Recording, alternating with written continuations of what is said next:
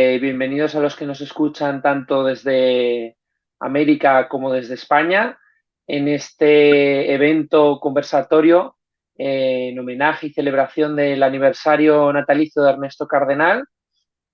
Un evento organizado por la Ernesto Cardenal Foundation a través de la plataforma de Centroamérica Cuenta, y en el que vamos a tratar sobre la figura y obra de Ernesto Cardenal con tres personas del mundo de la literatura a las que Ernesto pues, ha influido de una manera excepcional, ¿no? Y contamos pues, muy agradecidos con la presencia tanto de José Adiac como de Tito Castillo como de Óscar de Baltodano. En primer lugar, queríamos agradecer a Centroamérica Cuenta, pues, y sobre todo a su directora Claudia Neira, pues que nos haya abierto las puertas de este medio y de su casa para poder pues, llevar a cabo este acto de homenaje. En segundo lugar, al patronato de la Ernesto Cardenal Foundation, y también a Ediciones Abdal, y sobre todo, pues bueno, a los que nos acompañáis hoy y que nos vais a hablar un poco sobre Ernesto y cómo ha influido en vuestra vida y en vuestra literatura y en vuestra carrera profesional. En primer lugar, voy a dar la palabra a José. José nos va a hablar sobre, bueno, cómo Ernesto ha influido en su estilo literario. Es un escritor que comenzó sus andaduras en el año 2000, publicando en diarios, en revistas, en suplementos literarios, y debutó en el programa literario en el 2007 y ha sido galardonado con premios como el Centroamericano Carátula de Cuento. Bueno, entre...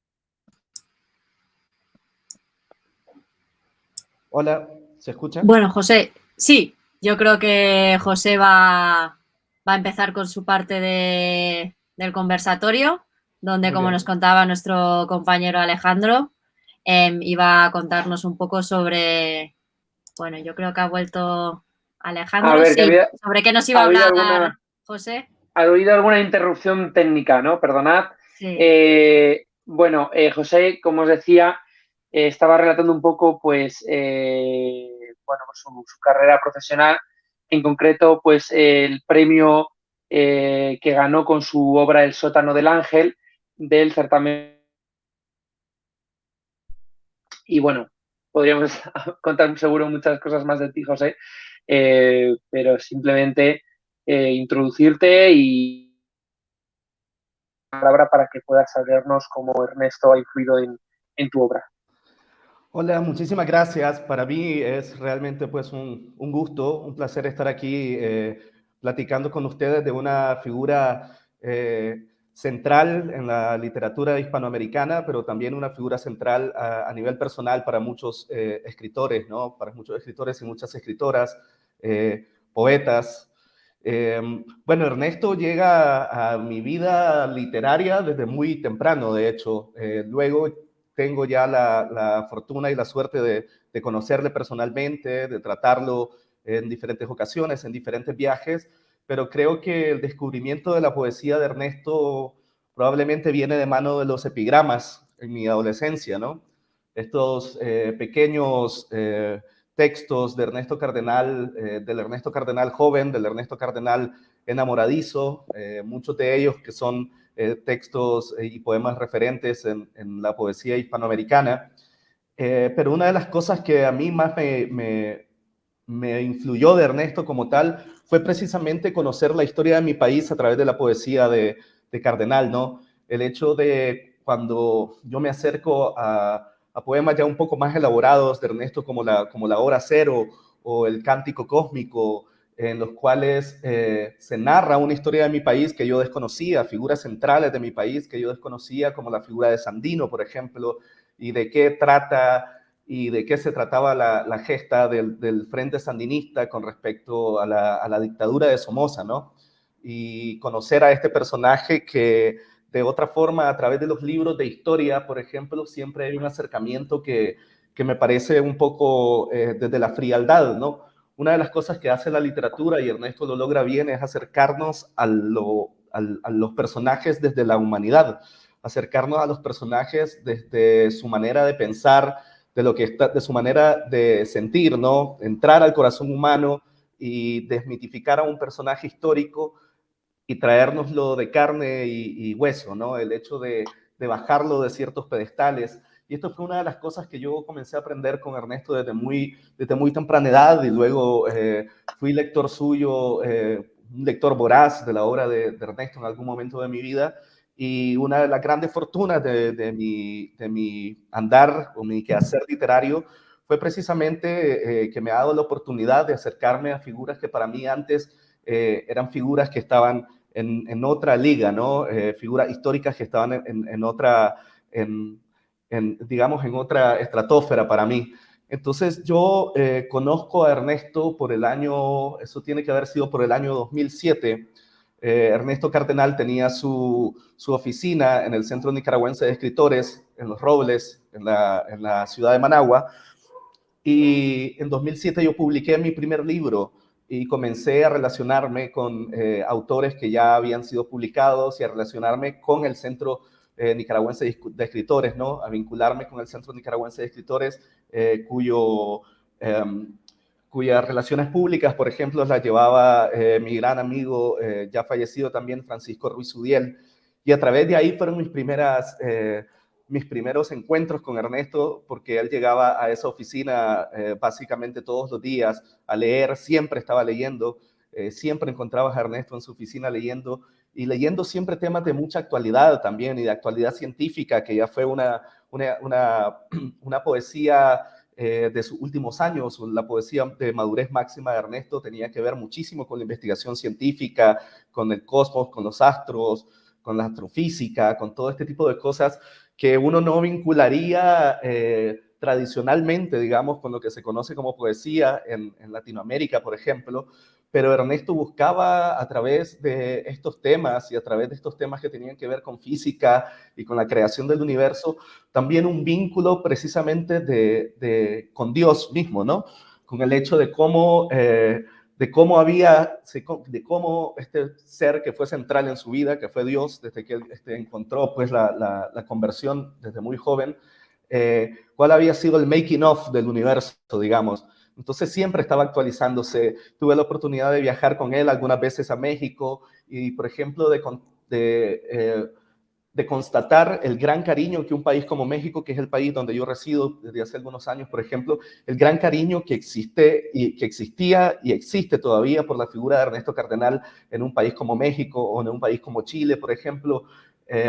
Cuando Ernesto leía sus poemas en las ferias, en los festivales, la gente escuchaba completamente anonadada, y eso creo que tiene que ver porque en Ernesto Cardenal confluyen tres cosas que me parecen simbólicas y emblemáticas de Latinoamérica, o de cómo se ve a Latinoamérica desde otras latitudes.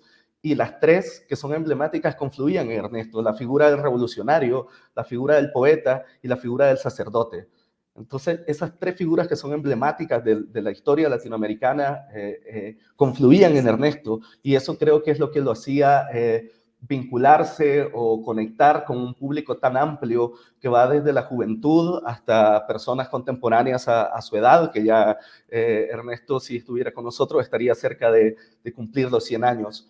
Entonces, eso es un poco cómo fue mi relación con Ernesto, cómo fue mi relación de mi descubrimiento de la historia nacional y mi relación personal con él. Y obviamente el descubrir la historia nacional a través de la poesía de Cardenal, pues obviamente influyó para que eventualmente en mi narrativa, pues yo trabajara un poco de intentar descifrar qué es eso que es la historia nacional y cómo nos conforma como sociedad y como nación, ¿no?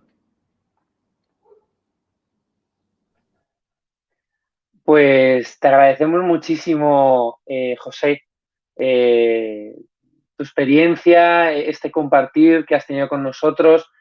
Y bueno, una vez más, pues destacar esta triple, digamos, faceta que tanto queríamos de Ernesto, ¿no? De revolucionario, sacerdote, poeta, de amante de su patria, que yo creo que, y de amante también de América Latina. Pues nada, sin más dilación, voy a dar la palabra a Tito Castillo, que es investigador y divulgador de literatura nicaragüense. Es autor de un libro de cuentos que se llama Dos cuadras al lago, una al sur. Además ha publicado en revistas digitales como digo.palabra.txt y Ágrafos, una selección de su poesía. Y también diriges El Desertor, que es un proyecto editorial independiente que busca rescatar de algún modo la memoria visual histórica de Nicaragua.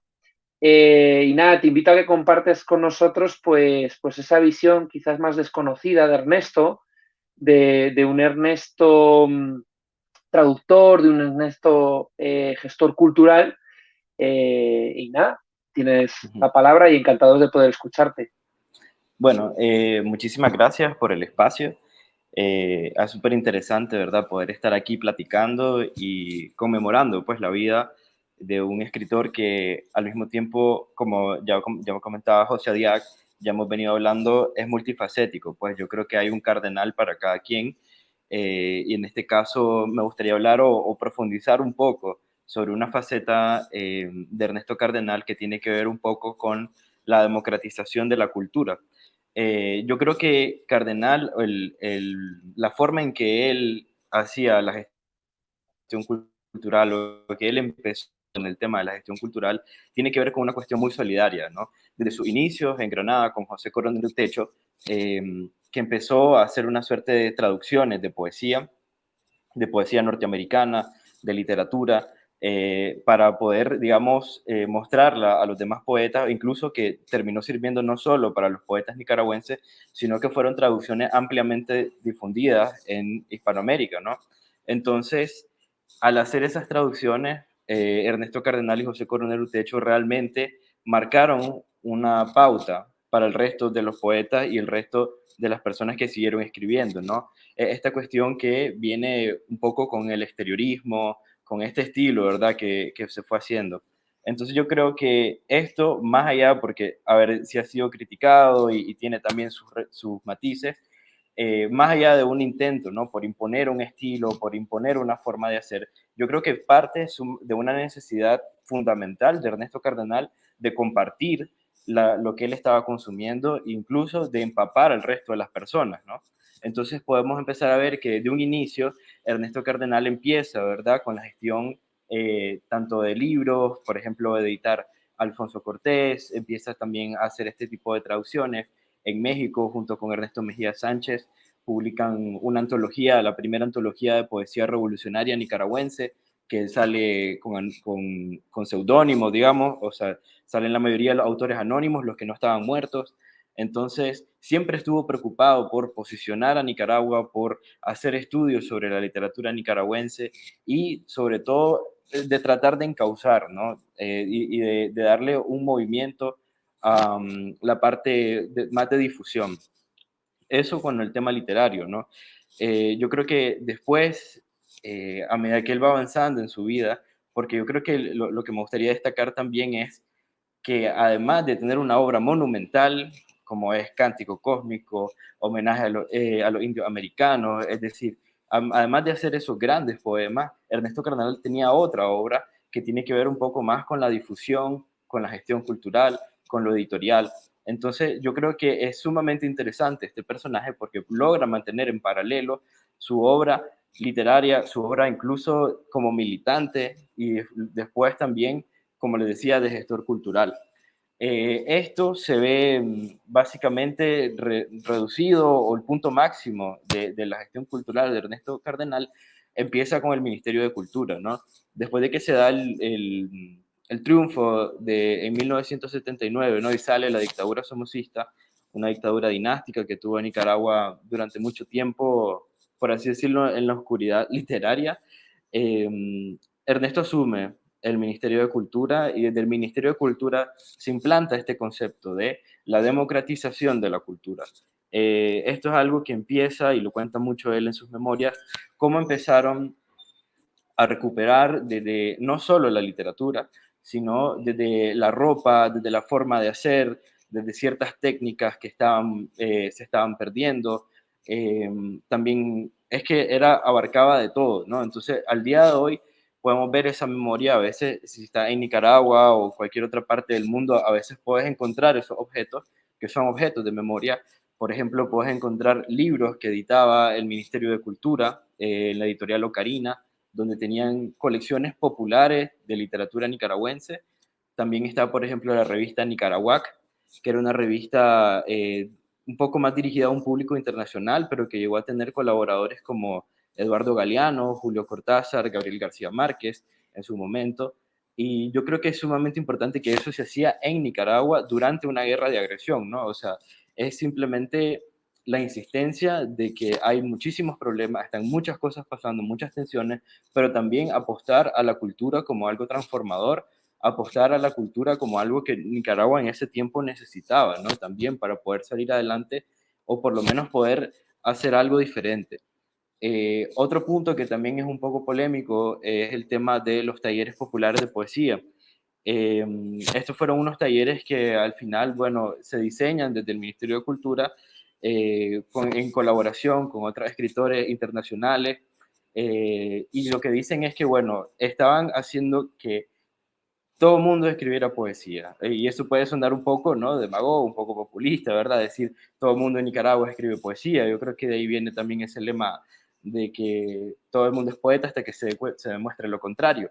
Pero, viéndolo en retrospectiva, desde el día de hoy, yo creo que podemos hacer un intento más allá de la polarización y de lo que estaba pasando en ese momento y realmente valorarlo como un ejercicio didáctico donde las Fuerzas Armadas estaban escribiendo poesía, donde los talleres de artesanos estaban haciendo poesía, los policías, todas las personas que estaban medianamente involucradas en algo podían acceder a una especie de taller de poesía.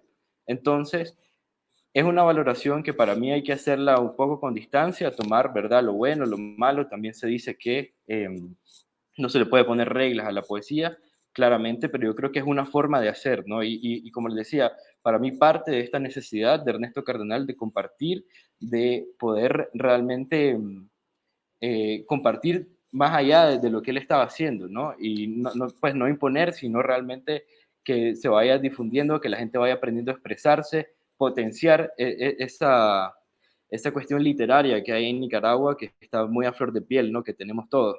Entonces, hay muchísimas iniciativas que vemos que al día de hoy existen y para mí son reliquias, ¿no? Del legado de Ernesto Cardenal como ministro de Cultura y sobre todo realmente no sé si ha existido un ministerio así en Centroamérica, o sea, realmente fue un lujo poder tener al padre cardenal en el rol que tuvo, ¿verdad? Junto con Daisy Zamora, junto con Vidal Meneses también, y el resto de poetas y escritores que estuvieron en ese ministerio. Entonces, me parece algo sumamente interesante que al día de hoy lo podamos ver. Quienes estén escuchando y quieran saber algo de esto pueden ir a los mercados, a las bibliotecas, y ahí van a estar esos libros. finalmente yo creo que esta cuestión, un poco tocándolo más como escritor y como traductor, quería hablar del tema del intertexto en la literatura de Ernesto Cardenal, y eso fue para mí el mayor aprendizaje, pues, o sea, la forma que él tenía de componer, de agarrar un papel y cortarlo en pedacitos y pegar uno con otro y armar un poema muy grande de distintas formas, es algo que que es trascendental hasta en la forma, digamos, de componer una obra. Ya no es simplemente el escritor que se sienta y escribe de inicio a fin un poema o una historia, ¿no? Sino que es una cosa de collage, de pastiche que él hacía, que él podía agarrar unas crónicas de Indias y de ahí sacar un verso, un libro en verso, ¿no? Enorme, o agarrar toda esta información científica y transformarla en cántico cósmico. Entonces yo creo que ese es un aprendizaje que tampoco está tan valorado de Ernesto, su forma interesante de componer, de hacer esos poemas, siempre trabajando con la memoria y sobre todo trabajando con el tema intertextual, es decir, todo lo que él toma de la cultura de los griegos y los préstamos realmente de Ezra Pound, por ejemplo, hay poemas que son hasta, yo diría, guiños, y que directamente, si uno puede trazar las relaciones, hasta resulta divertido, ¿no? Entonces, meterse en ese mundo de relaciones que había en Ernesto Cardenal, como decía José Diag, te va mostrando no solo la historia nacional, sino que también te va mostrando a otros escritores. Perfectamente puedes recorrer la literatura norteamericana a través de Ernesto Cardenal y es un lujo, pues. Entonces, esta faceta intertextual yo creo que también tiene que ver con esta cosa de realmente una cuestión innovadora, ¿no? O sea, dejar de pensar tanto en lo celoso del poema, ¿no? Yo, el creador del poema, yo, el poeta original, sino realmente es una concepción más moderna, que esto tiene que ver un poco con el cine, ¿no? Con cosas que ya están pasando. Entonces, para cerrar, me gustaría pues decir esto, ¿no? Que hace falta valorar esta labor de Ernesto Cardenal como gestor cultural, sobre todo dentro del ministerio, sin pensar en la polarización de esos años, sino realmente ver las iniciativas que se hicieron, ver las iniciativas que siguen hasta el día de hoy. Pueden encontrar hasta vinilos editados por Ocarina, por el ministerio, hacían empresas de sonido, o sea, es realmente muy completo el proyecto y muy bien hecho, pues, o sea, si encuentran también una de estas revistas de Nicaragua, van a ver que cada portada, cada número venía ilustrado por un pintor nicaragüense. Entonces, ya eso es una concepción diferente, ¿no? Era Mario Cajina Vega, un gráfico, un poeta, digamos, bastante experimentado en las cuestiones de editoriales y cuestiones artesanales, quien se encargaba de la composición. Entonces, tenían realmente un buen equipo y sacaban unos productos increíbles, pues. Así que nada, les cedo la palabra y muchas gracias por el espacio. Pues Tito, muchísimas gracias por acompañarnos y por estas palabras, ¿no? Yo creo que Ernesto a nivel cultural abrió muchos caminos y te agradecemos que puedas compartir y darnos esta visión de todos esos procesos, ¿no? De iniciativas culturales que emprendió. Pues también nos acompaña hoy y en último lugar Óscar de Baltodano. Óscar es el vicepresidente de la Fundación Internacional Ernesto Cardenal y director de Ediciones Abdal. Estudió eh, Dirección de Comunicaciones y Políticas de Medios de la por la Universidad de Pensilvania. Es políglota, poeta, escritor, editor, empresario, filántropo. Se dedica a la comunicación en el ámbito de las relaciones internacionales. Y bueno, sí me gustaría destacar que a nivel, bueno, en el ámbito de la cultural, literario, pues desde Ediciones Abdal está muy comprometido con la cooperación entre la literatura española y la literatura iberoamericana y desde ahí pues apostando por jóvenes talentos y la promoción del talento joven especialmente la poesía.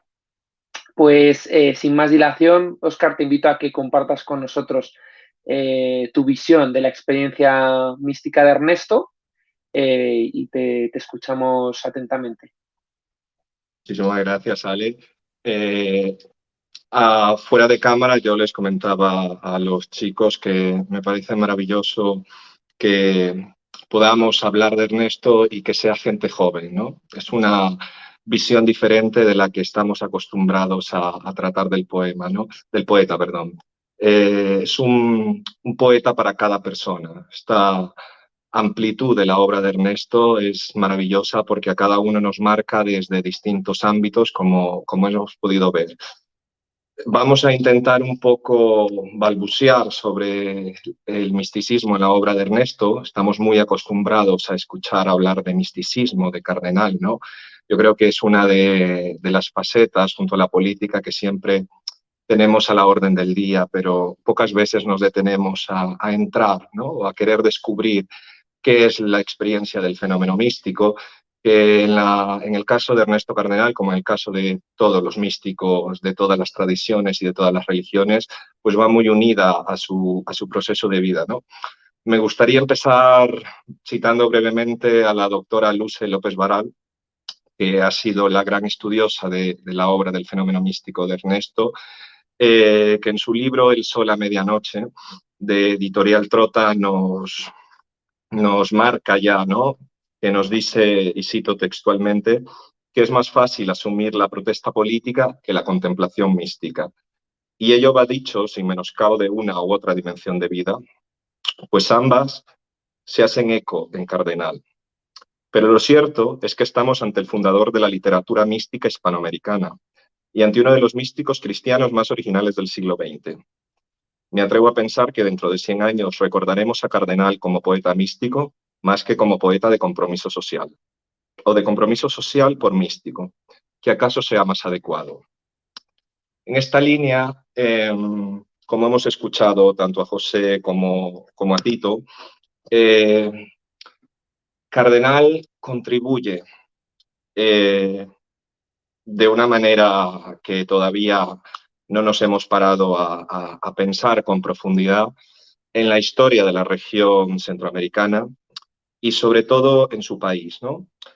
Se suele escuchar, y creo que deberíamos de tenerlo en cuenta, ¿no? Siempre la crítica que nunca falta a la experiencia política de Cardenal, ¿no? Muchísima gente sigue sin comprender cómo un sacerdote puede involucrarse de esta manera en la política de la región. Y es que la experiencia mística de Ernesto Cardenal no se puede disasociar de su experiencia política, ¿no? De hecho, Cardenal recibe el fenómeno de la ilustración mística en un episodio político que marca toda su trayectoria, que ha hecho eco estos últimos años, ¿no? Ernesto, a título personal, siempre me ha llamado la atención el carácter fuerte, ¿no? Siempre estamos acostumbrados un poco a la imagen del Ernesto huraño de alguna manera o del Ernesto que no se abre completamente, ¿no? Y es que hablar de la experiencia mística personal también es un poco violentar de alguna manera la intimidad de la persona que sufre este fenómeno de la experiencia mística, ¿no? La obra en sí de Cardenal va muy unida a esta necesidad de dar respuesta a las necesidades de los tiempos, como lo han hecho muchísimos ejemplos del misticismo, sobre todo el misticismo cristiano, ¿no? Vemos siempre a una Santa Teresa de Jesús o un San Juan de la Cruz a través de la reforma que lleva adelante con la Orden del Carmelo, a una Hildegarda de Bingen o al mismísimo maestro de Cardenal, a Tomás Merton, ¿no? Siempre cada uno responde de manera particular a las necesidades de su entorno, de su tiempo, de la sociedad. Y es lo que Ernesto ha venido marcando y vino marcando todos estos años, ¿no? El cambio cultural, el cambio democrático de la región a través de la literatura, el trabajo maravilloso que hizo en sus años del Ministerio de Cultura, siempre del lado de sus colaboradores, que hasta el día de hoy han seguido cuidando y manteniendo ese cariño por Cardenal. Todo está asociado a esa experiencia de Ernesto Cardenal, ¿no? Esa experiencia mística de Ernesto Cardenal. Creo que la humanidad de Cardenal, ¿no? Esta sinceridad de soy lo que soy ante Dios, diría el poeta, que es citando un poco a San Pablo, nos ha llevado a encontrarnos con una figura personal de Cardenal, ¿no? Me gustaría recordar o citar episodios de personas con las que a lo largo de este tiempo pues, he tenido la oportunidad de conversar y siempre a través de la lectura de las obras de Cardenal. Muchos de ellos no conocieron al poeta personalmente y no conocieron al poeta en vida. Y a través de la lectura de sus obras, pues experimentaron un cambio radical en sus vidas que les llevó al servicio en la sociedad, ¿no? Se me ocurre, por mencionar dos ejemplos que tengo a mano, a un sacerdote salamantino que lleva años con una fundación dentro de Nicaragua para atender a chicos de escasos recursos en la zona de Granada, en la comunidad de San Blas, que a través de las obras de Ernesto pues, se dedicó a responder a estas necesidades de los tiempos, ¿no? Creo que estudiar, por decirlo de alguna manera, la experiencia mística de Cardenal es un poco el espejo al que todos nos tenemos que poner en determinados momentos para descubrirnos realmente quiénes somos, ¿no? De ahí parte gran parte de la imagen de Dios de Cardenal, que siempre quiere responder a las necesidades de los tiempos, ¿no? Responde de una manera política, responde de una manera maravillosa a través de la belleza, que esto, cuando todos hemos leído los epigramas de Ernesto, quedamos maravillados ante tal expresión de amor. Y estas expresiones de amor simplemente son el deseo de un alma que añora esa unión con la divinidad que llegó a tener Ernesto, ¿no? Esto que se llama ánforas rotas. Nunca estamos contentos, nunca nos llena por completo lo que tenemos a mano, porque hemos tocado el absoluto, ¿no? Y es lo que Ernesto viene haciendo en las distintas etapas de su vida hasta sus últimos momentos en los que se dedica por completo a intentar dar una respuesta a la pregunta de Dios, porque en el fondo es una pregunta que se nos plantea a todos a través de la ciencia, ¿no? Ernesto ya sabe que en una sociedad como la de hoy en día no basta con decirle a las personas recen, porque sí, sino que tiene o siente la necesidad de que esta persona tenga un concepto, por decirlo de alguna manera, que le refuerce esa imagen de Dios, ¿no? No es una, esto se llamará en cultura popular la fe del carbonero, ¿no? Ernesto es un hombre que rompe los dogmas por completo y esto va muy unido a la experiencia del fenómeno místico, ¿no? Ningún místico le suele caer bien a todo el mundo, sobre todo a las personas de su época, porque es una persona rompedora, ¿no? Que dice lo que nadie quiere escuchar, que nos confronta con nuestras realidades. Yo creo que el momento en el que estamos pasando y hoy que podemos recordar estos 97 años que hubiera cumplido el poeta, nos sirven para, primero, ponernos ante el espejo de nuestra verdad, que es lo que proclamó Ernesto en toda su obra, ¿no? Ese Dios que se le puede llamar de distintas maneras, que se le puede buscar en distintos medios, siempre nos lleva a dar una respuesta a los otros. Tampoco se pretende que las personas digan que tienen una experiencia de Dios o que tienen una experiencia mística porque hablen bonito o porque citen de alguna manera el lenguaje religioso, sino que esto tiene que ir unido a las obras, ¿no? Esto de obras son amores y no buenas razones. Yo creo que Ernesto, más allá de las críticas, del dolor social, de la incomprensión, siempre fue fiel a esta experiencia mística de la que partió toda su vida, ¿no? El Ernesto escultor, el Ernesto traductor, el Ernesto gestor cultural, el Ernesto personal, ¿no? El de sus amigos, con el que se sentaba a comer y a beber, es un poco la interpretación del Evangelio hoy en día, ¿no? En la situación en la que estamos pasando ahora mismo como sociedad, en la que se encuentra Nicaragua también, yo creo que es importante que todos nos replanteemos a través de la obra de Ernesto, a todos los que nos sentimos cercanos a sus escritos y los hacemos propios, cómo responder a las necesidades de nuestros tiempos, ¿no? Al final, la obra de Cardenal es una obra amplísima que a medida que pasa el tiempo va tomando distintos matices, a medida que la sociedad cambia va tomando distintos matices, y creo que podíamos retomar de la experiencia mística de Cardenal, que no es otra cosa que responder a la experiencia del amor, ¿no? A lo que marca incluso Thomas Merton, que es esta confrontación con Milló, ¿no? Pues retomar un poco cómo podemos servir a nuestra sociedad, a la cultura, a nuestro país, desde nuestra experiencia con el todo, con la divinidad, en lo humano, en lo del día a día, ¿no? Porque Dios no está en las alturas, esto Ernesto lo repite mucho, ¿no? No está en las alturas sentado tomando café, esperando que le recemos, sino que Dios ha puesto los medios, esta divinidad ha puesto los medios en nosotros para transformar la sociedad y la cultura. Y es lo que, escuchando a José y a Tito, me viene a la cabeza un poco, ¿no? Cómo Ernesto Cardenal pudo transformar la sociedad de su tiempo, la cultura de su tiempo, a través de los medios que tenía a mano y siempre respondiendo a las necesidades del tiempo, de la época y de la ciudad.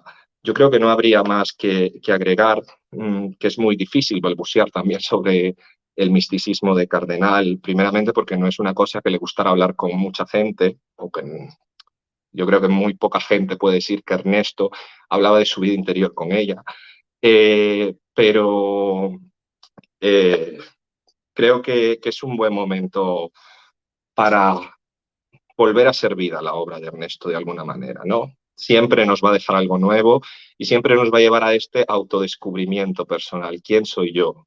¿Y cómo puedo ponerme al servicio de los otros? Esto al final, desde un punto de vista de la experiencia mística, desde el cristianismo, es la razón de servicio y lo que Ernesto hizo toda su vida. No podemos olvidar nunca que estamos ante un sacerdote y ante un monje católico que desafió un poco los parámetros de su tiempo, la estructura de su tiempo, porque nunca fue un hombre que se adaptó a la estructura, de hecho ningún místico se adapta a la estructura, sino que rompió completamente con ello y nos puso este acercamiento a la divinidad desde nuestra humanidad, ¿no? Desde nuestra pobreza y desde nuestros medios que podemos siempre poner al servicio de los otros. Muchas gracias, Óscar. Yo creo que nos quedamos con esta invitación que hacías tú, ¿no? Recordando a Ernesto de ponernos frente al espejo de la verdad y un espejo pues en el que vemos reflejado también cómo ese Dios que es el todo no está en las alturas, sino que nos invita a permanecer y estar atentos a lo cotidiano de nuestros días, a los problemas de nuestro tiempo y a bajarnos y estar al servicio pues realmente de los más pobres y los más necesitados de nuestro mundo. Antes de terminar, yo sí os invitaría a que, bueno, si queréis cada uno decir unas breves palabras así de finalización, como una frase o titular a modo de resumen, pues os doy la palabra libremente y con esto pues nos despediríamos. Bueno, yo realmente quiero agradecer el espacio, ¿verdad? El hecho de que se estén dando estas actividades para recordar la importancia de Ernesto a sus 97 años de haber llegado a este mundo por el que caminó tantos años. Tuvimos la suerte y el privilegio de tenerlo por muchos años, Ernesto, ¿no? Yo creo que sería infinito hablar de todas las facetas.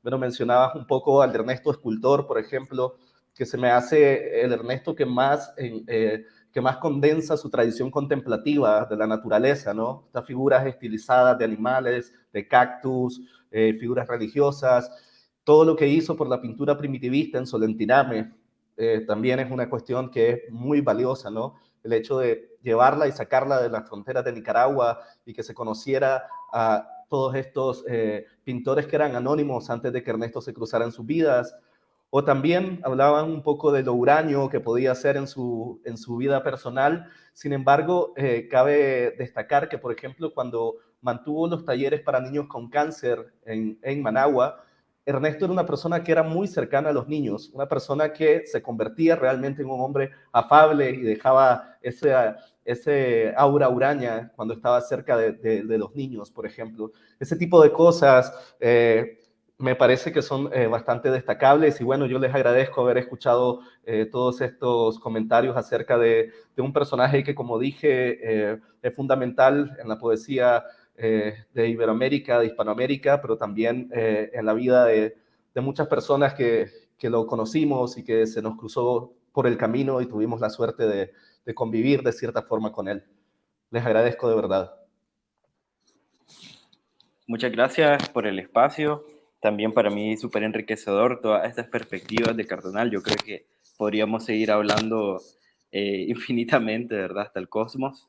Y bueno, para cerrar esto, pues, o sea, busquen a su Cardenal de preferencia, léanlo, porque de alguna u otra forma tienen que, o sea, a mí como editor, como investigador, por ejemplo, me interesa por un lado, tal vez alguien que está en la poesía le entra por otro, tal vez alguien que está dentro más del tema de la teología. Entonces, creo que hay mucha tela para cortar y este es el momento, pues, de hacer estudios, de hacer cosas, así que, nada, celebro, bueno, que estemos aquí y muchísimas gracias por el espacio.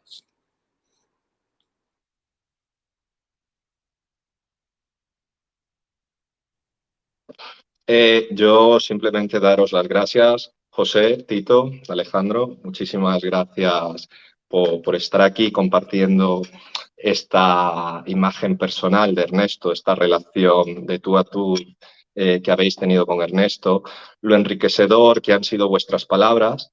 Yo cerraría simplemente o me quedaría con la idea de lo que decía Tito, ¿no? Tendríamos que buscar cada uno a nuestro propio cardenal y ver cómo a través de lo que nos enseña, porque al final la labor de todo escritor, de todo poeta, es poner lo que tiene al servicio de los otros, ¿no? Esta necesidad, no escribimos por el deseo de escribir, tenemos algo que decir. Y podríamos tener muy en mente, sobre todo con las situaciones que estamos viviendo, que siempre se puede transformar la sociedad, la cultura, desde el aprendizaje del yo, que es lo que nos enseñó Ernesto, ¿no? Y desde el respeto a la opinión del otro también. Cuando rompemos estas barreras y nos damos cuenta de que todos estamos aquí para aportar algo en esta inmensidad del universo que tanto habló Ernesto, pues construimos una cultura de paz.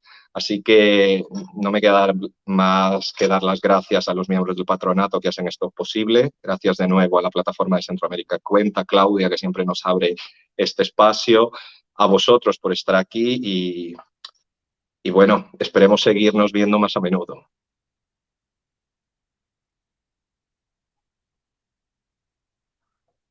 Pues muchas gracias, Óscar, y con esto ya cerramos este encuentro y damos las gracias también, en último lugar, a todos aquellos pues, que nos han seguido a través de la Facebook, a través de la plataforma de Centroamérica Cuenta, y nos seguimos encontrando en estos caminos de la literatura, del arte, de la poesía. Un abrazo para todos desde España y nos seguimos encontrando.